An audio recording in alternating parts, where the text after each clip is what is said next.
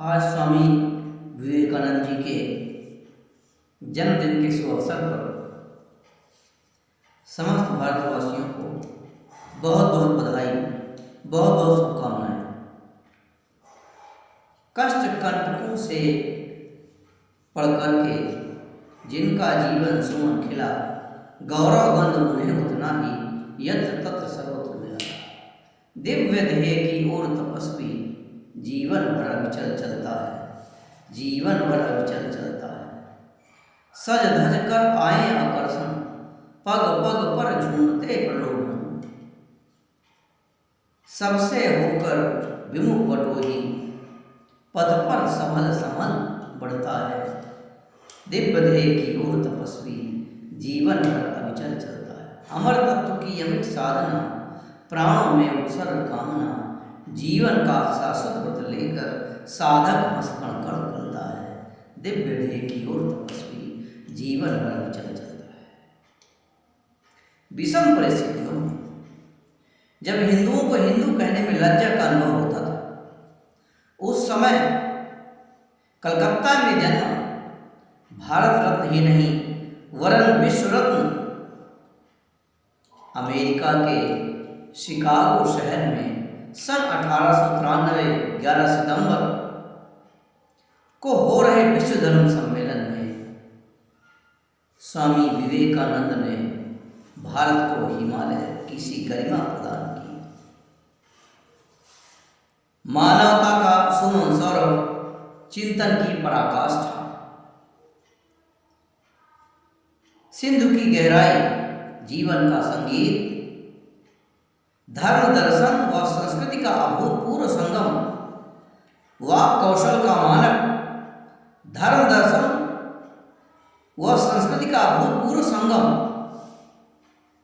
ज्ञान का दर्पण, मातृभूमि का सपूत तथा आत्मा का विकसित व सुंदरतम पुष्प गुच्छ तथा प्राचीन, मध्य एवं आधुनिक तथा वैदिक व पौराणिक एवं ऐसे अनंत जाज्वल्यमान सितारों का पंचम स्वर है देवदूत स्वामी विवेकानंद, जिनमें सद्गुणों का समुच्चय स्वाभाविक रूप से परिपूर्ण है। एक देदीप्यमान सूर्य, सिंह सदृश ग्रीवा, तेजस्वी ललाट, अंतर्भेदी दृष्टि, स्पंदित अधरा, आश्चर्यजनक द्रुत गति, गैरिक वस्त्राच्छादित परमाश्चर्य व्यक्तित्व, पृथ्वी के प्राचीनतम धर्म के प्रतीक, पुरुष, प्राणवंत, शक्ति संपन्न, निश्चित उद्देश्य पर दृढ़, पुरुषों में पुरुष, स्वयं को उच्चतर में अधिष्ठित करने में समर्थ, संपन्न चरित्र, सूत्र गुरुदेव रामकृष्ण परमहंस के भाष्य स्वामी विवेकानंद का कृतित्व एवं व्यक्तित्व मातृभूमि के 3 स्वरों से, शास्त्र गुरु एवं मातृभूमि के 3 स्वरों से अनुनादित है। ज्ञान के पर्याय भारत में ऋषि मुनियों, साधु संतों, दार्शनिकों एवं महापुरुषों की दीर्घ दीर्घा में विवेकानंद मौलिकता एवं दिव्यता के साथ सुशोभित है। भारत के विचारकों, धर्म उपदेशकों एवं आचार्यों ने अपने धर्म का प्रचार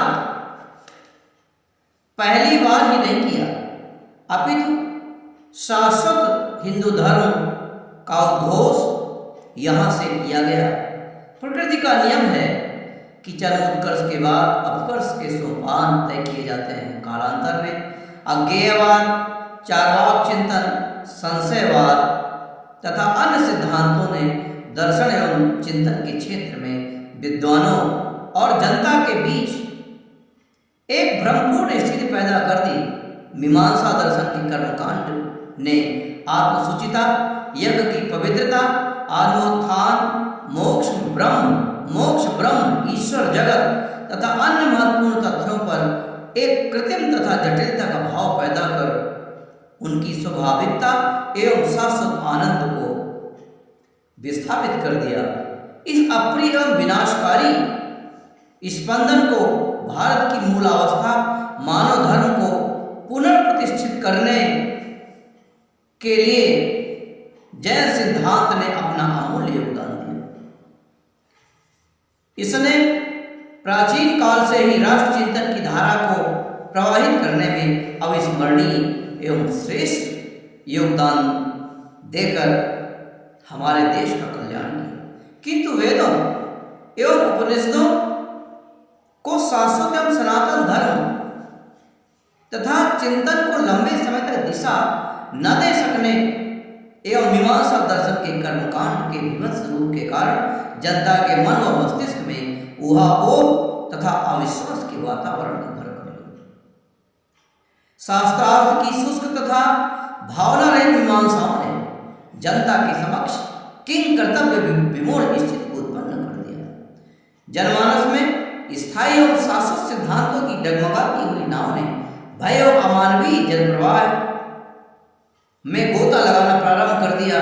इस चिंताजनक मानस भूमि में बौद्ध दर्शन ने जनता का दर्शन बनकर संतुलन स्थापित करते हुए लगभग 1000 वर्ष तक इस देश तथा भारत की सीमाओं को तोड़कर विश्व धर्म कहलाकर प्रशंसा तथा महानता का पात्र बना। बौद्ध विचारधारा की लोकप्रियता का कारण गौतम बुद्ध का धार्मिक त्याग, उच्च आदर्शवाद, जीवन की पवित्रता तथा मनुष्य मात्र के प्रति प्रेम था। किंतु बौद्ध धर्म के वृद्धावस्था प्राप्त करने के कारण पुनः भारतीय जनमानस वैचारिक संक्रमण का शिकार हुआ तथा भारतीय चिंतन की पावन धारा मलिन सी हो गई। इस विकृत मानसिक त्रासदी से मुक्त होने के लिए भारत को आद्य शंकराचार्य का इंतजार करना पड़ा। 8वीं शताब्दी में शंकराचार्य ने भारतीय दर्शन को ही नहीं अपितु विश्व दर्शन को अमूल्य व अद्वितीय निधि भेंट की। शंकराचार्य का द्वैतवाद एक महान कल्पनात्मक साहस और तार्किक सूक्ष्मता का दर्शन है।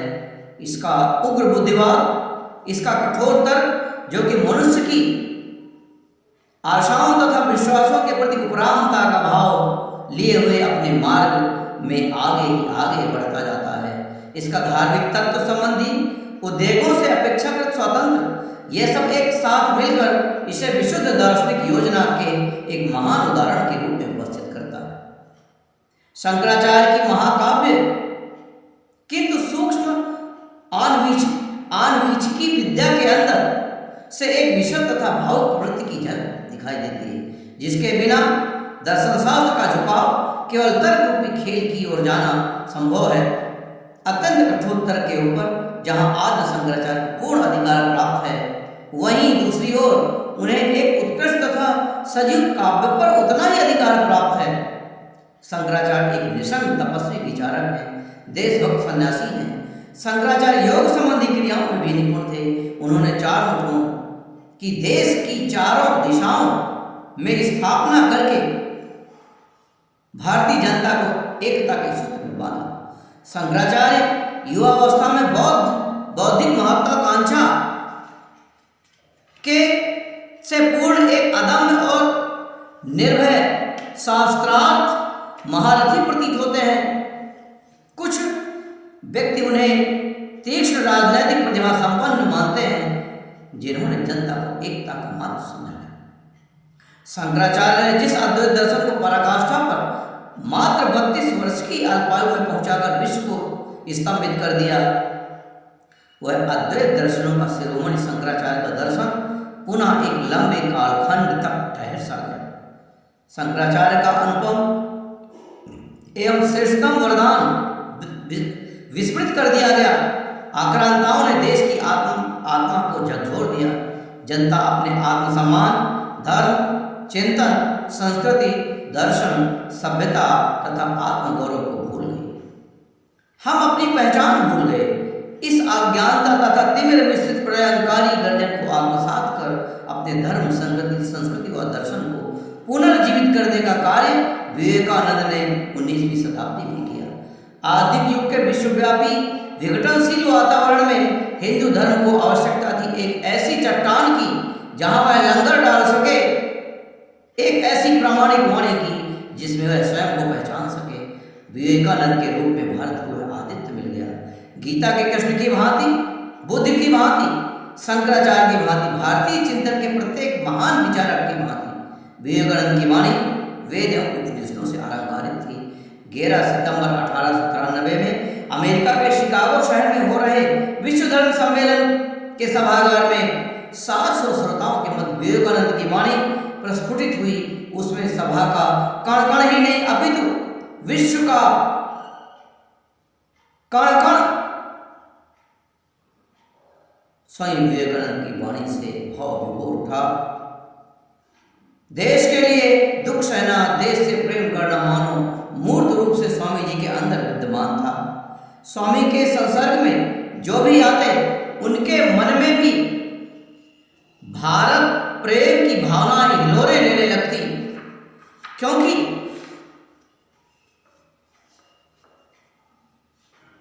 रविन्द्रनाथ टैगोर ने कहा है कि यदि आप भारत को जानना चाहते हो, if you want to know India study स्वयं विवेकानंद।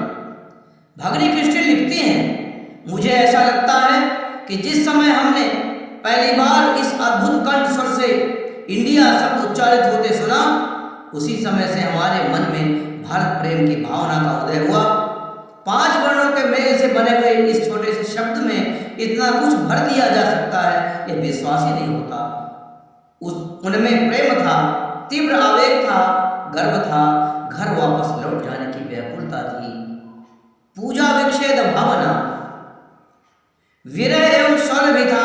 सैकड़ों पृष्ठ लिखकर भी कोई किसी दूसरे के मन में इस प्रकार के भाव जागृत नहीं कर सकता। उनके मुख से उच्चारित उस शब्द में एक ऐसा जादू था जो प्रत्येक श्रोता के मन में भारत प्रेम का बीज बो देता था। उसके बाद से ही सदा के लिए भारतवर्ष मेरे लिए स्वप्न भूमि बन गया है। भारत की प्रत्येक वस्तु, भारत के मनुष्य, भारत के आचार व्यवहार, रीति नीति, भारत का इतिहास, संस्कृति, उसकी आध्यात्मिक ध्यान धारणा व शास्त्र, भारत की नदियां, पहाड़, पर्वत तथा मैदान, सभी कुछ मेरे लिए एक आकर्षक एवं जीवंत वस्तु बन गए। एक ऐसे श्रेष्ठ विचारक स्वयं विवेकानंद का जन्म 12 जनवरी पौष संक्रांति के दिन 6:33 पर 1863 ईस्वी को हुआ। वह अपने पिता विश्वनाथ दत्त व मां भुवनेश्वरी देवी की छठी संतान थे। मां भुवनेश्वरी देवी का सघनतम विश्वास था कि यह पुत्र उन्हें काशी के भगवान वीरेश्वर की अनुकंपा से ही प्राप्त हुआ है।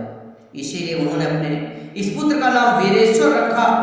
होनहार विद्वान के हो चीखने पार की कहावत अक्षरशः चरितार्थ करते हुए इनमें बचपन से ही असाधारण बल, बुद्धि तेज, स्वाधीन मनोभाव, स्पष्टवादिता, दयालुता इत्यादि सर्वोच्च मानवीय गुण थे।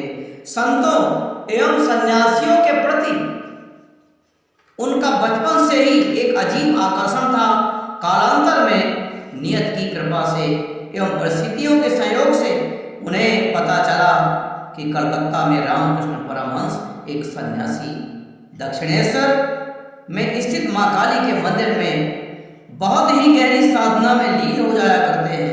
तदुपरांत 1881 में संभवतः 6 नवंबर को नरेंद्रनाथ रामकृष्ण परमहंस का मिलन हुआ। धीरे धीरे कौतूहल जगह उत्कंठा बढ़ती गई। दूसरी बार जब रामकृष्ण परमहंस से स्वयं विवेकानंद मिले तो उन्होंने पूछा, क्या आपने ईश्वर का साक्षात्कार किया है? तब उन्हें उत्तर मिला, हाँ मैं उनका दर्शन पाता हूँ, तुम्हें जैसे देखता हूँ उससे भी स्पष्ट उन्हें देखता हूँ। तुम अगर देखना चाहते हो तो मैं तुम्हें भी दिखा सकता हूँ। स्वाभाविक है, इतना सारगर्भित प्रत्युत्तर सुनने के उपरांत किसी भी युवा तेजस्वी बालक का आश्चर्य पढ़कर चिंतन मन करने लग जाना। वह सहज ही किसी के द्वारा प्रस्तुत समाधान से संतुष्ट होने वाले नहीं थे। उनकी तर्क बुद्धि इसकी इजाजत नहीं देती थी, लेकिन ईश्वर को कुछ और ही मंजूर था। धीरे धीरे रामकृष्ण परमहंस और नरेंद्रनाथ की भौतिक घनिष्ठता आत्मिक घनिष्ठता में रूपांतरित होने लगी। वह इतना रूपांतरित हुई कि दोनों ही एक दूसरे के बिना रह नहीं सकते थे। जिस प्रकार तत्कालीन जैन दिगंबर मुनि तोतापुरी के निर्गुण तत्व चिंतन विषयक विचारों में रामकृष्ण परमहंस निमग्न हुए, परंतु मां काली के सर्व स्वरूप को उन्होंने कभी छोड़ा ही नहीं। कुछ वैसा ही मंतव्य स्वामी विवेकानंद का परम तत्व को लेकर है। वह एक तरीके से अद्वैत वेदांत की विचारधारा का प्रतिनिधित्व करते दिखाई देते हैं, तो दूसरी तरफ व्यक्तित्वपूर्ण ईश्वर की व्याख्या करते हैं। फलतः उनमें इस दृष्टि से दो विचारधाराएं दृष्टिगोचर होती हैं। हम स्वामी विवेकानंद के समस्त कृतित्व एवं व्यक्तित्व को यदि जानना चाहें तो जैसा कि मैंने अभी वर्णन किया कि स्वामी विवेकानंद का संपूर्ण जीवन केवल 3 स्वर लहरियों से ओतप्रोत है: गुरु, शास्त्र एवं मातृभूमि।